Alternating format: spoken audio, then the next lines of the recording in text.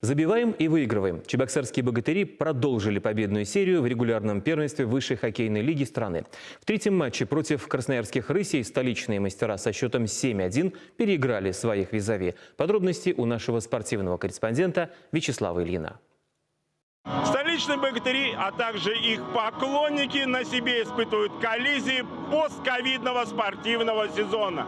Днем в Ледовом дворце отметили свой профессиональный праздник экономисты, а вечером отметить праздник профессионального хоккея болельщики на трибуны, увы, допущены не были. Роспотребнадзор диктует свои правила в спорте.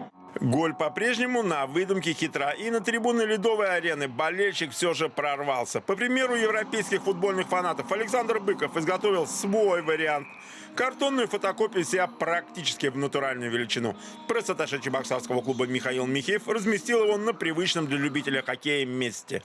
Молчаливому соседу удалось взбодрить сине-бело-красных да так, что к исходу первого периода счет на табло был как в песне про футбольное противостояние Аргентины и Ямайки. 5-0. Причем хет-трик на свой счет записал 22-й номер чебоксарцев Антон Горбенко. Качество игры своих бывших подопечных оценил присутствующий на игре первый тренер богатырей Сергей Нуржанов. И, видимо, наши подготовлены здорово, с желанием вышли. Может, хотели порадовать всех нас здесь, кто собрались. А так, удачи чебоксарам. Хочу, чтобы они в этом году кубок подняли. Впрочем, богатыри не были богатырями, если бы не внесли некоторую интригу в практически выигранный матч. Во втором периоде рысям удалось перехватить игровую инициативу. Кардинальных изменений это не дало, зато в стат-отчете матча выглядело все убедительно.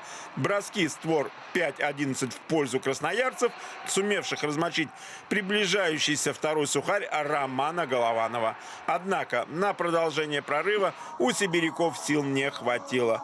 В заключительном периоде хозяева льда вернули себе бразды правления, что и сказалось на счете. В итоге победа 7-1. Правда, не без легкой горчинки второго периода, за который, как оказалось, наставник чебоксарцев даже поблагодарил своих подопечных. Мы по игре играли это хорошо, а просто пропустили и не забили свои голы. А так-то хорошо играли. Заключительная игра отложенного второго тура первенства ВХЛ пройдет сегодня. Вячеслав Ильин, Вести Чувашия.